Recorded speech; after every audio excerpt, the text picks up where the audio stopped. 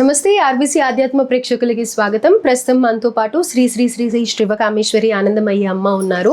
మనం సౌందర్య లహరి శ్లోకాలు చెప్పుకుంటూ ఉన్నాం, వాటి భావ వివరణ కూడా తెలియజేస్తూ వస్తూ ఉన్నారమ్మ.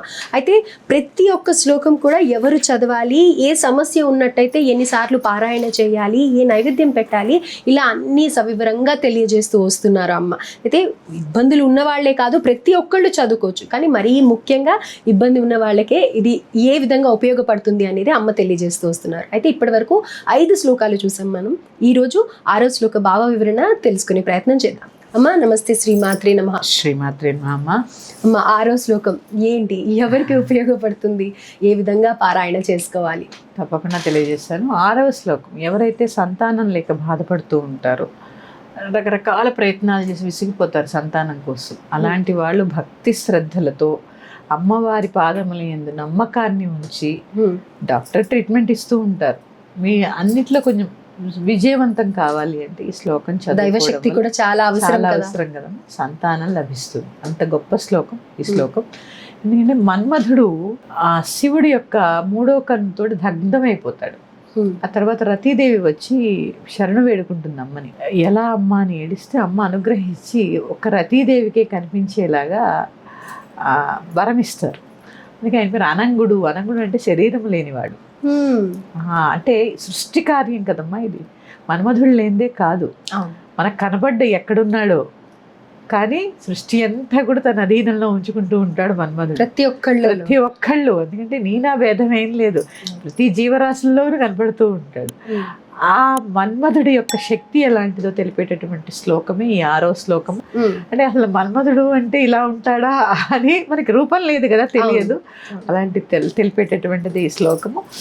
ధను పౌష్పం మౌర్వీ మధుకరమయీ పంచవిశిఖా వసంత సామంతో మలయమరుదాయోధనరథః తదాప్యేకః సర్వం హిమగిరిసుతే కామపి కృపాం అపాంగాత్తే లబ్ధ్వా జగదిదమనంగో విజయతే. 6వ శ్లోకం అద్భుతమైన శ్లోకం. అంటే చూడండి, ధను పౌష్పం మౌర్వి. ఓ తల్లి, ఇక్కడ ఏం చెప్తున్నారు? పుష్పాలతో చేసినటువంటి బిల్లు. ఆయన ధనుస్సు ఎలా ఉంది? ధను పౌష్పం మౌర్వి, పుష్పాలతో చేసినటువంటి బిల్లు. మధుకరమయీ పంచవిశిఖాః, తేనెటీగల శబ్దంతో చేసినటువంటి వింటి నారి.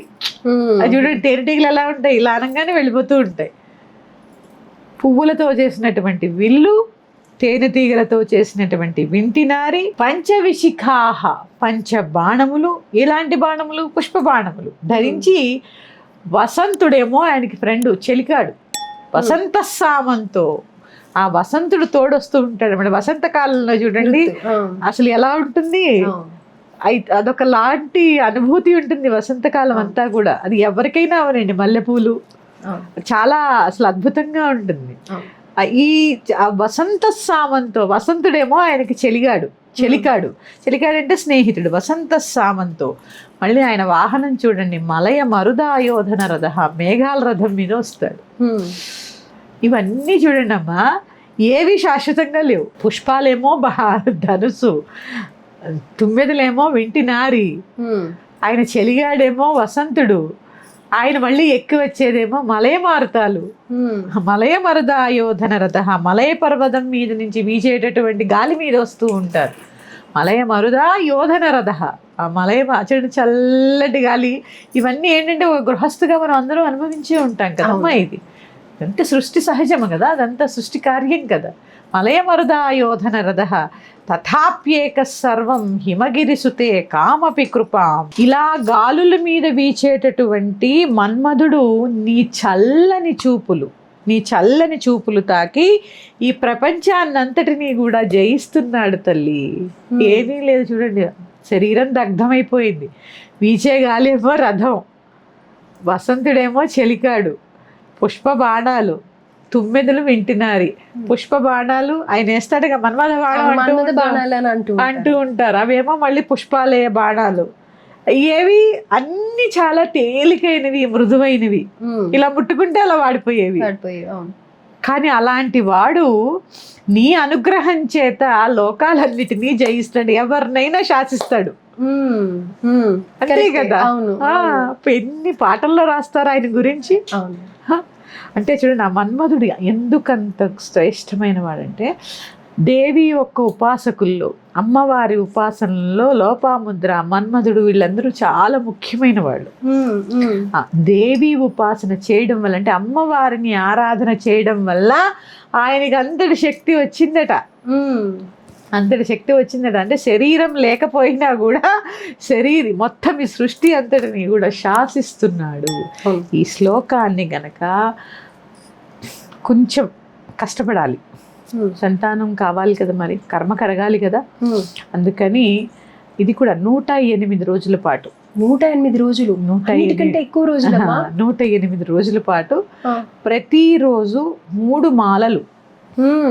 మాలలు ఈ శ్లోకాన్ని జపం చేసి, కాదు చాలా కష్టపడాలి, క్షీరాన్నాన్ని నివేదన చేసి భార్యాభర్తలు స్వీకరించడం ద్వారా సంతాన ప్రాప్తి కలుగుతుంది. మరి మధ్యలో ఏమైనా ఆటంకాలు వచ్చినట్టయితే ఇద్దరు చేయాలా? భార్యాభర్తలు ఇద్దరు ఒక్కడు చేసినా చాలమ్మా, ఒక్కళ్ళు చేసినా చాలు. భార్యాభర్తలు చేస్తే ఇంకా ఏదైనా శ్రేష్టం మన ధర్మంలో. ఒకళ్ళు చేసినా చాలు, ఒకళ్ళు కుదరకపోతే ఒకళ్ళు చేసినా చాలు. క్షీరాన్న నివేదన చేయాలి. రజస్సుల దోషం వచ్చినప్పుడు కౌంట్ రాదు, లేదా ఏదైనా సూతకాలు వస్తూ ఉంటాయి కదా, అప్పుడప్పుడు మహిళలు వస్తూ ఉంటాయి, అలా ఆ 11 రోజులు తీసేసి మిగిలిన కౌంట్ చేసుకోవచ్చు. రజస్సుల దోషం అప్పుడు 4 రోజులు తీసేసి 5వ రోజు నుంచి కౌంట్ చేసుకోవచ్చు. చేసుకుని ఇట్లా 108 రోజుల పాటు ప్రతిరోజు 3 మాలలు చేసి స్వచ్ఛమైనటువంటి దేశవాళీ ఆవు పాలతోటి క్షీరాన్నాన్ని వండి నివేదన, అంటే దొరుకుతాయమ్మా, కొంచెం మీరు వెతికితే దొరుకుతాయి, ఆవు పాలు దొరుకుతాయి, జెర్సీ ఆవు పాలు కాకుండా చక్కగా అమ్మకి శ్రద్ధతో నివేదన చేసి ఆ ప్రసాదాన్ని తీసుకోండి అమ్మ, చక్కటి సంతానం కలుగుతుంది. ఇది నా దగ్గరకు వచ్చిన వాళ్ళకి ఒకరికి చెప్పాను, వాళ్ళు చేశారు.